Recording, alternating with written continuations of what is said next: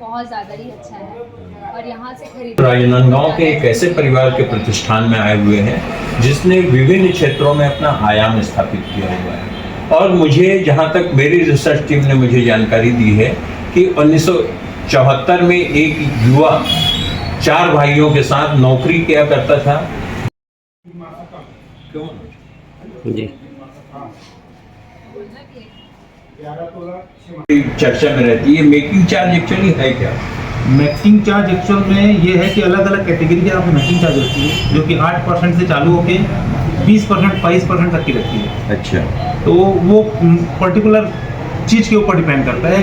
कोई चीज़ महंगी मतलब महंगी की आती है, कोई सस्ती मेकिंग की आती है, तो वो सब कैटेगरी का आता है। एक मेकिंग में कोई माल नहीं मिलता। जितनी एडवर्टाइजमेंट होती है कि 5% मेकिंग, 10% मेकिंग, ये सब काम का नहीं है। एक्चुअल में अगर आप रेंज मेंटेन करोगे तो अलग अलग मेकिंग ही मिलेगा। जैसे अपन सब्जी खरीदने का धनिया का रेट, मिर्ची का अलग रेट, वैसे इसमें भी अलग अलग है। मेकिंग चार्ज सबको अलग अलग रहता है, लेकिन उसको रेंज के क्वालिटी के हिसाब से उसको मेंटेन करना पड़ता है। और एवरेज मेकिंग 8 से लेके 15% तक की रहती है।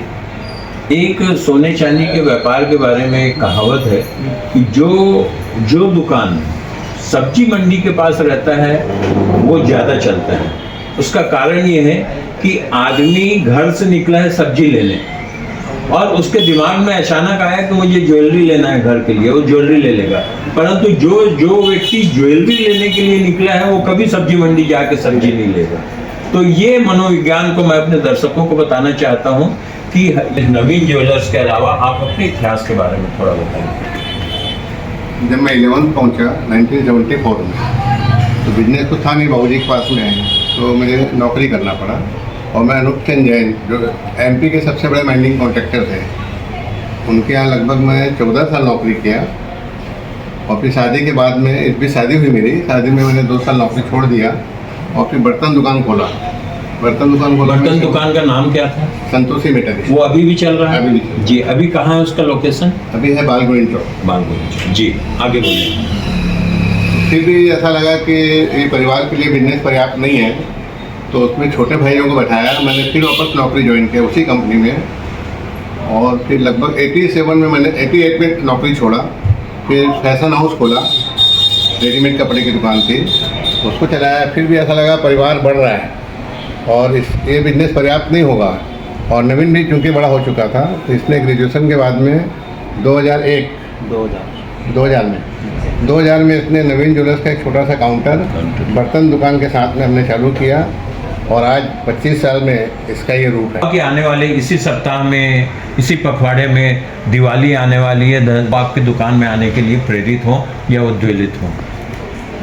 दुकान में रेंज जो है वो सब आज के समय के हिसाब से रखी हुई है जी।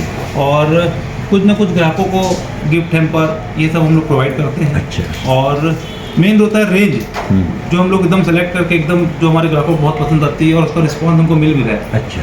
और उसी की भरोसे आज दुकान चल रही है। अच्छा। जितने ग्राहकों का सबसे जो संबंध है बहुत अच्छे से मेंटेन होकर वो तो व्यवहार से चल रहा है और उसके साथ में अपन रेंज भी मेंटेन कर रहे हैं। चलिए, सोने और चांदी की जो रेट तय होता है वो अंतर्राष्ट्रीय स्तर पर तय होता है। ये दिवाली और दशहरा में अभी जैसे अखबारों में और समाचारों में मिल रहा है कि सोने चांदी के रेट आसमान को छू रहे हैं। तो ऐसे समय में नवीन ज्वेलर्स क्या अपने स्ट्रेटजी को चेंज करेगा, क्या वैसा करेगा कि ताकि ग्राहक उसको दिवाली और उसमें, क्योंकि परंपरा के अनुसार तो धनतेरस में कपड़े, बर्तन, ज्वेलरी खरीदने की परंपरा बनी हुई है, परंतु एक सामान्य ग्राहक आज उसकी वो हिम्मत नहीं कर पा रहा है कैसे ले। तो इसके बारे में आप अपने विचार व्यक्त करें। रेट बढ़ने से थोड़ा सा इफेक्ट आएगा मध्यम परिवार में, बट रेंज अच्छी रहेगी तो जो जिनको लेना है वो लेते ही हैं। अच्छा। और मध्यम परिवार में थोड़ा लोड रहेगा, पर वो धीरे धीरे आदत हो जाएगी तो वो लेना चालू कर देंगे। एक जैसे जिनको 10,000 मतलब जैसे जिनको 15,000 लेना है वो 10,000 का लेंगे। ऐसा करके मैनेजमेंट कर रहे हैं ग्राहक। और हमारे को ऐसे ग्राहक से कोई दिक्कत नहीं हो रही इतना रेट बढ़ने के बाद भी।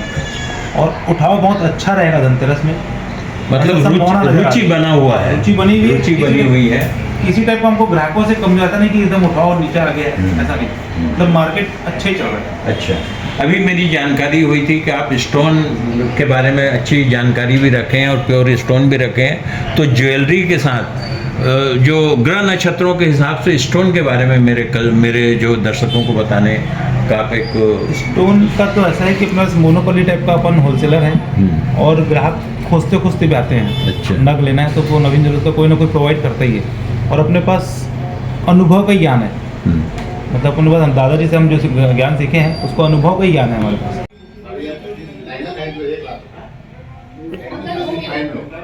खूबसूरत लग रहा है। जो कंठहार है ना हाँ। तुम्हारे कितने मैं साल यहाँ से 4 साल से कृष्ण पहुँची।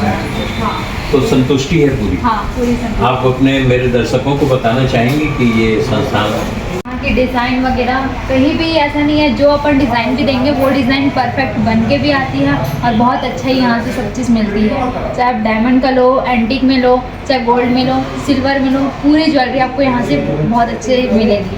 और यहाँ के स्टाफ और यहाँ के ओनर का व्यवहार कैसा है? यहाँ के ऑनर, यहाँ के स्टाफ का व्यवहार बहुत अच्छा है, सबसे बातचीत करने में भी सब अच्छे हैं यहाँ पे।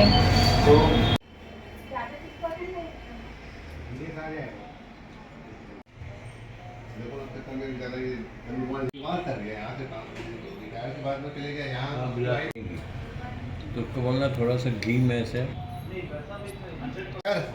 वो टिफिन में डाल दे डब्बे को, टिफिन बाहर निकाल देना।